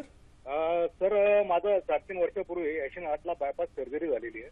अच्छा. आणि मी तिथंच मेडिकल फॉलोअप करतो, ॲलोपॅथिक मेडिसिन्स घेतो त्यांच्याकडनं. अच्छा. तर तर मला सरांना विचारायचं आहे की आयुर्वेदिक मेडिसिन्स म्हणजे सायमल्टेनियसली घेतलेले चालतील का?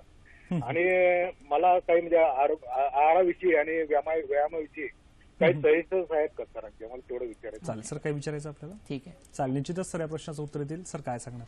अगदीच हा खूप जणांचा कॉमन प्रश्न असतो. वर्षानुवर्ष आमच्या हृदयासाठी औषधं चालू आहेत. 10 वर्षापासून अगदी बरोबर. म्हणजे इतके वर्ष आता ॲलोपॅथिक औषध चालू आहे तर त्याच्याबरोबर आम्ही आयुर्वेदिक औषधं घेऊ शकतो का? आयुर्वेदिक औषधं ही हर्बल मेडिसिन्स असतात. म्हणजे ती वनस्पतींपासून तयार केलेली औषधं आहेत. जसं तुम्ही अन्न घेता तशा पद्धतीची औषधं आहेत. त्याच्यामुळे आयुर्वेदिक औषधं तुम्ही ॲलोपॅथिकच काय इतर कोणत्या औषधांबरोबर जरी घेत राहिलात तरी त्या दोन्हीचा एकत्रित दुष्परिणाम म्हणून तिसरीच कोणती गोष्ट झाली असं कधीच होत नाही. त्याच्यामुळे ॲलोपॅथिक औषधं जरी तुम्ही घेत असलात तरी उलट तुमचा आजार पूर्णतः बरा होण्यासाठी, त्या हृदरोगापासून कायमची मुक्ती मिळण्यासाठी तुम्हाला आयुर्वेदिक औषधं घेणं हे केव्हाही चांगलं. लवकरात लवकर तुम्ही सुरू केले तर उत्तमच राहील. त्यांचा पुढचा प्रश्न होता की व्यायाम आणि आहार विहाराविषयी आपण काय सांगाल? आहार कोणता असावा, काय असावा, त्याच्या मागची कारणं काय असू देत, म्हणजे हृदयविकार होण्यामागची काय कारण आहेत, ह्यानुसार रुग्णाचा आहार किंवा विहार हा बदलत असतो. रक्तपित्त जर असेल म्हणजे ब्लड प्रेशर बरेच वर्ष आहे त्याचा परिणाम म्हणून हृदरोग झाला असेल तर अशा रुग्णांनी कोणतं पथ्य पाळावं ही गोष्ट वेगळी आहे. मधुमेह झाला असेल त्याच्यामुळे कोणतं पथ्य पाळावं, अतिसाहसामुळे हृदरोग झाला असेल, अतिसाहसामुळे जर हृदरोग झाला असेल तर अशा लोकांनी उलट व्यायाम करणं हे टाळावं. हृदरोग हे वेगावस्थेमध्ये असेल तर अशा वेळेला व्यायाम कधीच करू नये. त्यावेळेला पूर्ण विश्रांती गरजेची असते. कारण हृदयाचं बल इतकं कमी झालेलं असतं की नेहमीच्या शरीराच्या प्रक्रिया करण्यासाठी आवश्यक असणारे शुद्ध रसरक्त पेशींना मिळतच नसतं. तेच हृदय पुरू शकत नाही. त्यामुळे व्यायाम करण्याचा प्रश्नच येत नाही. ज्यावेळेला अवेगावस्था असेल, त्रास कोणताच होत नाहीये, त्यावेळेला सुद्धा अर्धशक्ती व्यायाम करावा. म्हणजे अति व्यायाम करणं हे हृदरोगी रुग्णांमध्ये कधीही चांगलं नाही. त्यामुळे व्यायाम करायचा झाला तरी सुद्धा ते काही प्रमाणात सूर्यनमस्कार, थोड्या जिने चढ उतर तर कधीच करू नये. चढणं ही गोष्ट अवॉइड करावी. सपाटीवर चालणं ही गोष्ट चालू शकेल. अनुलोम विलोम यासारखे प्राणायाम, काही योगासनं नक्कीच केला तर त्याचा उपयोग चांगल्या पद्धतीने होईल. निश्चितच सर, माझा कार्यक्रमात पुढचा प्रश्न की हृदयविकार नेमके कोणकोणते आहेत त्याबद्दल काय सांगणार सर? हृदयविकार कोणत्या आहेत याचा विचार आपल्याला 2 पद्धतीने करणं गरजेचं असतं. म्हणजे आत्ताच्या व्यवहारामध्ये आपल्याला दिसतात किंवा आम्हाला हृदयविकार, कार्डियाक प्रॉब्लेम आहे तर तो 2 पद्धतीचा असतो. एक तर हृदय ह्या अवयवाची स्वतःची होणारी विकृती, म्हणजे ज्याला आयुर्वेदाने 2 प्रकार सांगितलेले आहेत. म्हणजे हृदशूल आणि हृदरोग हा वेगळा. म्हणजे हृदयाला रक्तपुरवठा करणाऱ्या ज्या रक्तवाहिन्या आहेत त्याच्याशी संबंधित आजार ह्याचा सुद्धा आपल्याला हृदय विकृतीमध्ये विचार करावा लागतो. आणि हृदय ह्या अवयवाची विकृती झाल्यामुळे दिसणारे आजार, मग त्याच्यामध्ये कार्डियाक फेल्युअर असू देत, लेफ्ट व्हेंट्रिक्युलर हायपरट्रॉफी असू देत किंवा लेफ्ट व्हेंट्रिक्युलर फेल्युअर असू देत, झडपांशी संबंधित असणाऱ्या विकृती असू देत किंवा ॲट्रियल फ्लटर किंवा फिब्रिलेशन, म्हणजे हृदयाची स्पंदनं, व्यानवायूची जर विकृती झाली तर स्पंदनं एकदम वाढली तर हृदयाचं आकुंचन प्रसरण खूप फास्ट व्हायला लागतं आणि त्याचा परिणाम म्हणजे रसरक्ताचं विक्षेपण व्यवस्थित होऊ शकत नाही. आणि त्याच्यामुळे दिसणारी लक्षणं म्हणजे ही हृदय ह्या अवयवाची झालेली विकृती, हे जे हृदयविकार आहे त्याचा ह्याच्यात समावेश असतो. आणि दुसरे हृदयविकाराचा आपल्याला जो विचार करावा लागतो तो हृदय ह्या अवयवाची कोणती विकृती नसते, पण हृदयाला रक्तपुरवठा करणाऱ्या ज्या रक्तवाहिन्या आहेत त्यांच्यामध्ये ज्यावेळेला ब्लॉकेजेस होत असतात, कोलेस्ट्रॉल खूप वाढलं, ॲथेरोस्क्लेरोसिस आपण ज्याला म्हणत असतो, ह्याचा परिणाम जो होतो त्याचा ह्याच्यामध्ये समावेश करावा लागेल. म्हणजे वेगवेगळे प्रकारचे ब्लॉकेजेस होतात, अडथळा निर्माण होतो हृदयाला रक्तपुरवठा करणाऱ्या रक्तवाहिन्यांमध्ये. मग ॲथेरोस्क्लेरोसिस, अंजायना किंवा पुढे MI मायोकार्डियल इन्फार्क्शन ह्याचा विचार आपल्याला करणं गरजेचं असतं. आयुर्वेदाने ह्याला रूट शूल असं म्हणलेलं आहे. म्हणजे आयुर्वेदाने सांगितलेला हृदरोग हा कार्डियाक फेल्युअर किंवा इतर गोष्टींशी संबंधित त्यावेळेला आपण तशा पद्धतीने विचार करणं गरजेचं असतं. आणि जेव्हा ब्लॉकेजेसचा विचार येतो त्यावेळेला आयुर्वेदाने रूट शूल नावाचा वेगळा व्याधी सांगितलेला आहे आणि तो रस व स्रोतसांशी संबंधित असणारा, रसवाहिन्यांशी संबंधित असणारा असतो. त्याची विकृती ही वेगळ्या पद्धतीने, त्याची संप्राप्ती वेगळ्या पद्धतीने घडणारी असते. त्यामुळे ह्या दोन्हीतले उपचार हे बदलत असतात आणि त्या पद्धतीने त्या संप्राप्तीचा, कारणांचा विचार होऊन करून मग त्या पद्धतीने उपचार होणं हे आवश्यक असतं. निश्चितच सर, खूप मोठा अभ्यास आहे. सर, माझा पुढचा प्रश्न आहे की हृदयविकारात नेमकी कोणकोणती लक्षणं दिसतात? लक्षणांबद्दल काय सांगणार सर? कॉमनली दिसणाऱ्या हृदयविकाराचं लक्षण म्हणजे छातीमध्ये दुखायला सुरुवात होणे. अच्छा. नॉर्मली ज्यावेळेला तुम्ही फंक्शनिंग किंवा काम करत असता, थोडे एक्झर्ट झाला, थोडासा व्यायाम जरी झाला तरी हृदय हे पंप करू शकतं. हृदय त्याच्या क्षमतेपेक्षा 10 पटीने जास्त प्रमाणात पंपिंग करू शकतं आणि त्या पद्धतीने आवश्यक असणारा रक्तपुरवठा शरीराला पुरवू शकतं. पण ज्यावेळेला हृदयाचं हे बल कमी व्हायला लागतं त्यावेळेला हृदय पुरवठा, हृदयाचे स्नायू हे ते अबल झाल्यामुळे तितका पंपिंग करू शकत नाहीत. मग हळूहळू हृदयामध्ये दुखणं, हृदयामध्ये म्हणण्यापेक्षा छातीमध्ये दुखणं, आणि हे स्पेसिफिक दुखणं असतं. मधलं जे छातीचं हाड आहे, स्टर्नम ज्याला म्हणलं जातं, त्या ठिकाणी दुखणं. बऱ्याच वेळेला खूप जण सांगतात की आमचा हृदयविकार आहेत आणि डाव्या बाजूला दुखतंय, पण 90% हृदयविकारांमध्ये डाव्या बाजूला दुखणं हे हृदयाशी संबंधित असत नाही. मध्यभागी दुखणं हा जो प्रकार आहे हा हृदयविकाराशी जास्त प्रमाणात संबंधित असतो. दम लागणं, थोडं चाललं तरी छाती भरून आल्यासारखे वाटणं, कष्टाने श्वास घ्यावा लागणं, एक प्रकारचं क्लम असणं, थोडं काम केलं तरी थकवा जाणवणं, चिडचिड जास्त प्रमाणात वाढणं किंवा मोठे शब्द ऐकू आले, जास्त आवाज आला की अशा लोकांच्या मध्ये एक प्रकारची चिडचिड जाणवायला लागते. म्हणजे ही रसाची विकृती असते. रस व स्त्रोतस, प्राण व स्त्रोतस याचं मूलस्थान हे हृदय आहे. त्यामुळे ह्यांच्यामध्ये ज्यावेळेला विकृती होतात त्याची संबंधित जी काही लक्षणं असतात ती सुद्धा हृदयविकारामध्ये हळूहळू जाणवायला सुरुवात होतात. जर ही लक्षणं हळूहळू वाढायला लागली, जर हृदयाला आवश्यक असणारा रक्तपुरवठा त्या स्नायूंना मिळालाच नाही तर मग हळूहळू घाम येण्याचं प्रमाण खूप वाढायला लागणं, थोडंसं चाललं तरी दम लागणं, 4 पावलं टाकली तरी 10 पावलं टाकायला लागणं, डावा खांदा दुखणं, कधी कधी डावा हात दुखणं, पाठीची मागची बाजू भरून येणं, अशा प्रकारची लक्षणं हृदयविकारांमध्ये दिसायला लागतात. जर झडपांशी संबंधित विकृती असेल आणि त्याच्यामुळे जर रक्त एकमेकात मिसळत असेल किंवा हृदयाचं पंपिंग वाढत असेल तर अशा लोकांमध्ये सुद्धा दम लागणं, छातीत दुखणं अशी लक्षणं दिसायला सुरुवात होत असतात. आणि हे जे ॲट्रियल फ्लटर असेल, म्हणजे स्पंदनं जर हृदयाची खूप जोरात होत असतील तर अशा लोकांमध्ये रक्तपुरवठाच व्यवस्थित न झाल्यामुळे हातांचे किंवा पायांचे बोटं काळी निळी पडणं, अशा प्रकारची लक्षणं सुद्धा दिसत असतात.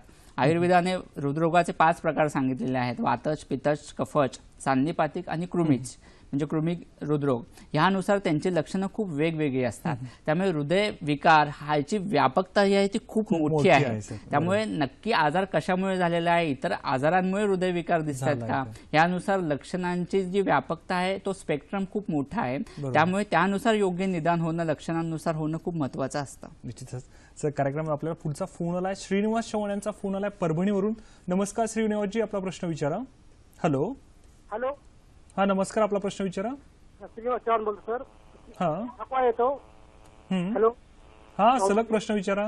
अशुद्ध रक्त करणारी मशीन कमी करायला प्रमाणात रक्त शुद्ध. आपलं वय किती सर? 35 वर. आपला प्रश्न पूर्ण विचारा. अशुद्ध रक्त शुद्ध करणारी मशीन कमी समजा करायला पाहिजे डॉक्टर मध्ये. वय 35 आहे सर. सर काय विचारायचं आपल्याला? नाही, प्रश्न तुमचा आवाज स्पष्ट ऐकू येत नाही, पुन्हा विचारणार. बरोबर सर. अशुद्ध रक्त करणारी झडप असते ना, ती कमी प्रमाणात रक्त शुद्ध कमी करायली म्हणा डॉक्टरचं म्हणणं आहे. तर आम्ही काय करावं मग त्याच्यावर इलाज? ठीक आहे, चालेल. निश्चितच सर या प्रश्नाचं उत्तर देतील. त्यांचा मे बी प्रश्न हा झडपांच्या विकृतींशी संबंधित असू शकतो किंवा झडपांचं काम व्यवस्थित न झाल्यामुळे रक्त मिसळलं जाणं किंवा व्यवस्थित पंप केलं न जाणं आणि त्याच्यामुळे दिसणारी लक्षणं, अशा पद्धतीने हा त्यांचा प्रश्न आहे. आयुर्वेदाने ज्या हृदयाशी संबंधित झडपांच्या विकृती आहेत त्याचा वातरक्त म्हणून विचार केलेला आहे. म्हणजे झडप जे असते तो एक प्रकारचा संधी आहे आयुर्वेदानुसार. दोन हाडं ज्या वेळेला एकत्र येतात त्याच वेळेला तो संधी असतो असं नाही होत. दोन शिरा, दोन स्नायू ज्या वेळेला एकत्रित येतात तेव्हा सुद्धा तो संधीच असतो. आणि जी झडप आहे ती स्नायूंपासूनच तयार झालेली असते. दोन स्नायू एकत्रितपणे येऊन ही झडप तयार होते आणि ती उघडणं आणि बंद होणं अशा पद्धतीने त्याचं काम होत असतं. म्हणजे ज्यावेळेला नको असणाऱ्या विकृती, नको असणारे टॉक्सिन्स, नको असणारे आमासारखे पदार्थ या झडपेमध्ये अडकून राहतात आणि ती झडप व्यवस्थित उघड बंद होत नाही आणि त्याचा परिणाम म्हणून या झडपाशी संबंधित विकृती जाणवायला लागतात. त्यामुळे आयुर्वेदाने वातरक्त असा याचा विचार केलेला आहे आणि वातरक्त ह्या पद्धतीने विचार करून जर उपचार झाले, सौम्य रेचन ह्याच्यामध्ये होणं खूप गरजेचं असतं. रक्तप्रसारणाची चिकित्सा करणं खूप गरजेचं असतं आणि ह्या पद्धतीने जर उपचार झाले तर झडपांशी संबंधित विकार सुद्धा पूर्णतः बरे होऊ शकतात. जयेश यांचा फोन आलाय नाशिकवरून. नमस्कार जयेशजी, आपला प्रश्न विचारा. Hello hello. सर, मी नाशिकहून जयेश वैद्य बोलतोय. हा सर, प्रश्न विचारा. सर, माझे दोन प्रश्न असे होते की आपला तुम्ही मगाशी जो शुद्ध आणि अशुद्ध रक्त जो उल्लेख केला तर त्याच्यामध्ये आपण अशुद्ध रक्त जे आहे सर तर ते पंचकर्मातली जी रक्तमोक्षण ट्रीटमेंट आहे तर त्याच्याने आपण ह्या अशुद्ध रक्तासाठी काही ट्रीटमेंट आहे का तशी? तो एक प्रश्न होता माझा. आणि दुसरा प्रश्न असा आहे की कधी कधी आपल्याला जे स्वप्न पडतात तर स्वप्न पडल्यानंतर याचा हृदयावर किती प्रमाणात आणि कसा इफेक्ट होतो, तर हा माझा प्रश्न होता सर. चालेल, निश्चितच सर प्रश्नाचं उत्तर देतील. सर थोडक्यात काय सांगणार? शुद्ध आणि अशुद्ध रक्त ही जी संकल्पना आहे म्हणजे ह्या गोष्टी खरं तर खूप वेगळ्या आहेत. जनरली आपण म्हणतो रक्त अशुद्ध आहे त्याच्यामुळे त्वचा विकार होऊ शकतात किंवा अशुद्ध रक्त असल्यामुळे त्याचा परिणाम हळूहळू सांध्यांवर पण होत असतो. पण ह्या गोष्टी अशुद्ध रक्त, शरीरात नको असणारे विषारी पदार्थ, टॉक्सिन्स तयार होणं, ते शरीरात साठून राहणं आणि त्याच्यामुळे रक्त अशुद्ध होणं आणि त्याच्यामुळे विकृती दिसणं हा भाग पूर्णतः वेगळा आहे. आणि अशा पद्धतीने अशुद्ध रक्त दिसून जर विकार होत असते तर ह्याच्यामध्ये रक्तमोक्षणाचा उपयोग नक्कीच चांगला होतो. ते केल्यामुळे फायदे सुद्धा चांगल्या पद्धतीने दिसू शकत असतात. त्यामुळे त्या पद्धतीने कोणते आजार आहेत त्यामध्ये रक्तमोक्षणाचा कोणता उपाय योजावा किंवा त्याच्यात सुद्धा प्रकार आहेत. जलोकाचरण आहे, रक्तमोक्षणमध्ये डायरेक्ट सार्वधिक रक्तमोक्षण आपण करू शकतो. त्या पद्धतीने त्याचा उपयोग तुम्ही करून घ्यावा. निश्चितच सर. जयजी सरांनी सांगितल्याप्रमाणे तुम्ही त्यानुसार उपाययोजना केला तर चांगला फायदा होऊ शकतो. सर, आजच्या कार्यक्रमाचा मुख्य गाभा हार्ट अटॅक किंवा अंजायना म्हणजे काय सर, त्याबद्दल काय सांगणार? हृदयाला जसं आपण बघितलं की हृदयाच्या पेशींचं काम, स्नायूंचं काम व्यवस्थित होण्यासाठी त्यांना शुद्ध रक्त पुरवठ्याची आवश्यकता असते.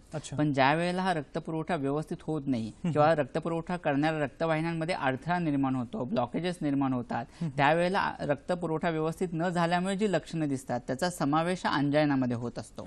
आणि ज्या वेळेला हा रक्तपुरवठा काही कारणामुळे पूर्णतः थांबतो किंवा रक्तवाहिनी आकुंचित होणं किंवा क्लॉट्स असणं किंवा ब्लॉकेजेस होणं, फायब्रोसिस होणं, नको असणं मेदभाग, विकृत मेदभाग, कोलेस्ट्रॉल तिथे साठून राहणं आणि त्याच्यामुळे अडथळा निर्माण होणं, ह्याच्यामुळे जर पूर्णतः अडथळा निर्माण झाला आणि पूर्णतः रक्तप्रवाह तिथला थांबला तर हृदयाच्या पेशींना रक्तपुरवठा पूर्णतः थांबल्यानंतर तिथल्या पेशी मृत होणं म्हणजे हार्ट अटॅक येणं अशा पद्धतीने होत असतो. त्याला अॅथरोस्क्लेरोसिस असं म्हणलं जातं. ब्लॉकेजेस होणं म्हणजे आपल्याला स्लाइड या ठिकाणी दिसते, आपल्याला या ठिकाणी सहज आपल्या प्रेक्षकांना लक्षात येईल की नॉर्मल आर्टरी जी रक्तवाहिनी आहे ती या ठिकाणी आपल्याला दिसते आणि त्याच्यानंतर हळूहळू जर अॅथरोस्क्लेरोसिस तिथे अडथळा वाढत गेला तर मधली जी पोकळी आहे ती कमी होत जाते आणि ती कमी होत गेल्यामुळे स्वाभाविक रक्तपुरवठा व्यवस्थित होत नाही आणि त्याचा परिणाम म्हणून तिथल्या पेशी मृत होत असतात. आपल्याला या स्लाइडमध्ये सुद्धा या ठिकाणी दिसतंय.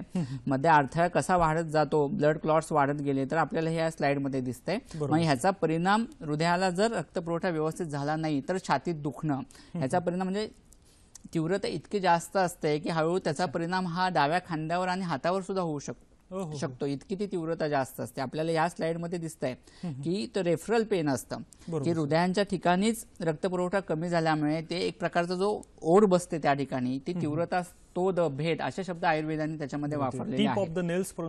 अगदी बरोबर. आपल्याला या ठिकाणी मायोकार्डियल इन्फेक्शन कशा पद्धतीने होतं हे दिसत आहे की तिथे प्लाक्स तयार होतात, नको असणाऱ्या गोष्टी येऊन साठून राहतात. आता याच्यामध्ये बेसिकली काय होतं, अँजिओप्लास्टी केली म्हणजे जाते काय केलं जातं तर नको असणारे बलून म्हणजे जिथे प्लाक्स आहेत त्या ठिकाणी एक स्टेंट टाकला जातो आणि त्या ठिकाणी बलून फुगवला जातो आणि ते प्लाक्स फक्त वेगळे केले जातात. म्हणजे ती तात्पुरती त्यावेळेला आवश्यक आहे, इमर्जन्सी म्हणून केली जाणारी चिकित्सा आहे. पण जी किंवा बायपास आता आपल्याला या ठिकाणी दिसतंय, बायपास केलं जातं म्हणजे काय केलं जातं की ज्या ठिकाणी अडथळा आहे त्या भागाला बायपास केला जातो म्हणजे दुसरा नवीन जो मार्ग आहे तो तयार केला जातो की जो हृदयाच्या त्या भागाला रक्तपुरवठा व्यवस्थित करू शकेल. पण ह्या ज्या गोष्टी आहेत ह्या तात्पुरता परिणाम देणाऱ्या असतात की त्याच्यामुळे जो काही अजिबातच रक्तपुरवठा होत नाही आणि हृदयाचं कार्य होत नाहीये ते व्यवस्थित सुरू होण्यासाठी आपल्याला याचा उपयोग होत असतो. पण शरीर जे आहे शरीराचं कॉम्पेन्सेटरी मेकॅनिझम असतं. हृदयासारख्या अवयवाला जर रक्तपुरवठा व्यवस्थित होत नाहीये तर शरीर स्वतःच्या कोलॅटरल आर्टरीज पण निर्माण करतं आणि त्या ठिकाणी रक्तपुरवठा कसं होईल ते बघत असतं. आणि ह्या गोष्टी आपण आयुर्वेदिक औषधांच्या द्वारे सुद्धा करत असतो. आयुर्वेदानुसार ज्यावेळेला सार रक्त किंवा सार मेद धातू तयार होत नाही, विकृत प्रकारचा रक्तधातू तयार होणं किंवा मेद चांगल्या पद्धतीचा तयार न होता हीन दर्जाचा तयार होणं आणि ज्या वेळेला हा हीन दर्जाचा मेद तयार होतो त्यावेळेला त्याचं रूपांतर हे कोलेस्ट्रॉल मध्ये होत असतं किंवा असं ब्लड हे रक्त क्लॉट होऊन साठून राहणं ही गोष्ट होते आणि त्याच्यामुळे अडथळा निर्माण होत असतो. तुम्ही अँजिओप्लास्टी करून जरी तो अडथळा दूर केला किंवा बायपास जरी करून नवीन रक्तवाहिनी तयार केली तरी शरीरातली ही कारण परंपरा तशीच असल्यामुळे त्या ठिकाणी नवीन रक्तवाहिनीमध्ये सुद्धा ब्लॉक होऊ शकतो किंवा अँजिओप्लास्टीने काढून ब्लॉक टाकला तरी सुद्धा पुन्हा तो मार्ग अवरोध होऊ शकतो. त्याच्यामुळे हृदयविकार जर कायमस्वरूपी बरे होणं आवश्यक असेल किंवा हे ब्लॉकेजेस पूर्णतः दूर करायचे असतील तर आपल्याला हे ब्लॉकेजेस कशामुळे झालेत, फायब्रोसिसमुळे झाले तर त्याची चिकित्सा पूर्णतः वेगळी होते. जर रक्त क्लॉट होऊन त्याच्यामुळे ब्लॉकेजेस झाले असतील तर त्याची चिकित्सा पूर्ण बदलत असते किंवा कोलेस्ट्रॉल साठून त्या ठिकाणी प्लाक झाले असतील तर त्याची चिकित्सा पूर्ण बदलत असते. त्यामुळे नक्कीच जे ब्लॉकेजेस झालेले आहेत त्याच्या मागचं काय कारण आहे ह्यानुसार उपचार होणं खूप गरजेचं असतं. निश्चितच सर, खूप अतिशय सुंदर माहिती देत आहे सर तुम्ही. प्रेक्षको, कार्यक्रमात पुढे जाण्यापूर्वी आता वेळ झाली आजच्या आरोग्य सल्ल्याची. बघूयात आजचा आरोग्य सल्ला काय आहे ते. आजचा आरोग्य सल्ला आहे, हृदयविकारासंबंधी कुठलाही शारीरिक लक्षणे जाणू लागल्यास कुठलाही घरगुती उपचार न करता त्वरित तज्ज्ञ डॉक्टरांशी संपर्क साधावा. हृदयविकार असलेल्या रुग्णांनी अतिस्निग्ध पदार्थ, मांसाहार, बेकरीचे पदार्थ, उष्ण मसाल्याचे पदार्थ टाळावे. वयवर्ष 35 नंतर प्रत्येकाने दर 3 महिन्यांनी शारीरिक वैद्यकीय तपासण्या कराव्यात. नियमित चालणे, धावणे, पोहणे, प्राणायाम आदी व्यायामांमुळे हृदय स्वास्थ्य टिकून राहते. तसेच प्रेक्षक, तुम्हाला जर आजच्या तज्ञांशी थेट संपर्क साधायचा असल्यास त्यांचा पत्ता, दूरध्वनी क्रमांक आणि ईमेल आयडी आम्ही दाखवत आहोत, तो कृपया तुम्ही नोंदून घ्यावा. आजच्या तज्ञांचा पत्ता आहे डॉक्टर सत्यन गुजर, ओमकार आयुर्वेद, पुणे, खजिना महाल, दुसरा मजला, 1471 सदाशिव पेठ, SP कॉलेज समोर, टिळक रोड, पुणे 411030. मुंबई येथील पत्ता आहे प्रत्येक महिन्याच्या पहिल्या, दुसऱ्या व तिसऱ्या रविवारी शिवाजी पार्क, दादर येथे. दूरध्वनी क्रमांक आहेत 020 244 30518 किंवा 9, तसेच 98 98221 किंवा 90 116 40352. वेबसाईट आहे www.omkarayurved.in.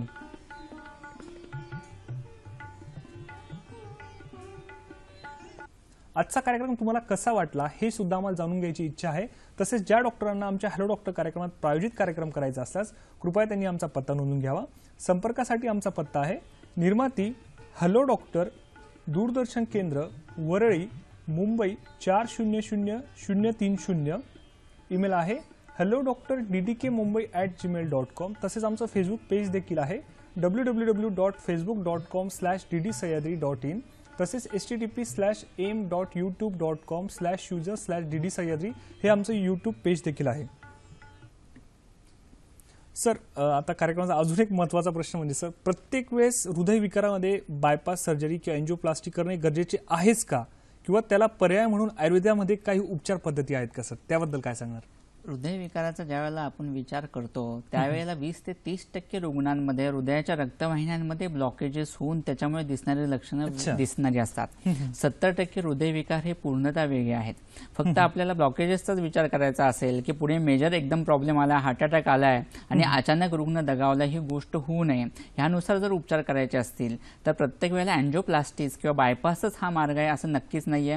बायपासला जर आपल्याला बायपास करायचा असेल तर त्याच्यासाठी आयुर्वेदिक उपचार नक्कीच उपयोगी होऊ शकतात. फक्त ते ब्लॉकेजेस कोणत्या कारणामुळे झालेले आहेत, म्हणजे ते फायब्रोसिसमुळे झाले असेल तर तो वातरक्त ह्या पद्धतीने चिकित्सा करणं गरजेचं असतं. रक्त क्लॉट होऊन, ब्लड क्लॉट होऊन जर झालेले असतील ब्लॉकेजेस तर रक्तपित्ता पद्धतीने चिकित्सा करणं गरजेचं असतं. किंवा कोलेस्ट्रॉलमुळे जर वाढत असतील, कोलेस्ट्रॉल का वाढते ह्यानुसार त्याचा विचार करून आहार विहारात तसं बदल करणं गरजेचं असतं. आणि ते कोलेस्ट्रॉलचं प्रमाण कमी होण्यासाठी किंवा रक्तातले म्हणजे रक्तवाहिन्यातले ब्लॉकेजेस जर कोलेस्ट्रॉल वाढल्यामुळे होत असेल तर मेदोरोग ह्या पद्धतीने विचार करणं गरजेचं असतं. ह्या पद्धतीने शमन चिकित्सा उपयोगी होत असते. किंवा आयुर्वेदाने जे काही पंचकर्म उपचार सांगितलेले आहेत त्याच्यामध्ये बस्ती, त्यात पुन्हा रुद्धारा, रुद बस्ती ह्याचा उपयोग अतिशय चांगल्या पद्धतीने होत असतो. आयुर्वेदामध्ये एक सूत्र आहे, नई बस्ती समम किंचित मर्म परिपालनम असती. म्हणजे हृदय हे एक मर्म आहे आणि जे सद्यो प्राणहर मर्म आहे आणि ह्याचं परिपालन करायचं असेल तर बस्तीसारखं उत्तम काहीही नाही. आणि ट्रिपल व्हेसल जरी ब्लॉक असेल, म्हणजे हृदयाचा रक्त पुरवठा करणाऱ्या 3 रक्तवाहिन्या असतात प्रमुख, ज्या आरसी आहे, एलसी आहे आणि दुसरी आहे जी एलएडी आहे. ह्याचं मेन ह्या रक्तवाहिन्या असतात की ज्या हृदयाला रक्त पुरवठा करत असतात. या 3 रक्तवाहिन्यांमध्ये जरी ब्लॉकेजेस असतील तरी योग्य आयुर्वेदिक उपचार झाले, बस्ती उपचार झाले तर हे ब्लॉकेजेस सुद्धा उपचाराने पूर्णतः बरे होऊ शकतात. त्याच्यामुळे प्रत्येक वेळेला ब्लॉकेजेस असतील किंवा हृदयविकार असतील तर त्या ठिकाणी आपल्याला बायपासच किंवा अँजिओप्लास्टीच करायला पाहिजे असं काही नाहीये. हृदयविकाराच्या कारणांचा नक्की विचार करून त्यानुसार जर उपचार झाले तर हृदयविकारांपासून सुद्धा कायमची मुक्ती मिळू शकते. निश्चितच सर, अतिशय सुंदर माहिती दिली. प्रेक्षको, आज मला एक काही ओळी आठवल्या ऋषीमुनींनी सांगितलेल्या. हृदय चेतना स्थानम उक्तम सुश्रुतून देहिनाम. म्हणजेच मानवी देहामध्ये हृदय हे चेतनेचं अधिष्ठान आहे, जे गर्भापासून म्हणजे जन्मल्यापासून तर मृत्यूपर्यंत अविश्रांतपणे त्याच्या हालचाली होत असतात, त्याचं कार्य होत असतं. त्यामुळेच अशा हृदयाला जपण्यासाठी आपण सर्वांनी एकत्रितरित्या प्रयत्न करायला हवेत. सर, आज तुम्ही इथे आलात, आमच्या प्रेक्षकांना हृदयविकार आणि आयुर्वेद या विषयावर इतकी सखोल माहिती दिली, त्याबद्दल सह्याद्री वाणीतर्फे व माझ्या हॅलो डॉक्टरच्या संपूर्ण टीमतर्फे मी आपलं मनपूर्वक आभार व्यक्त करतो. धन्यवाद सर.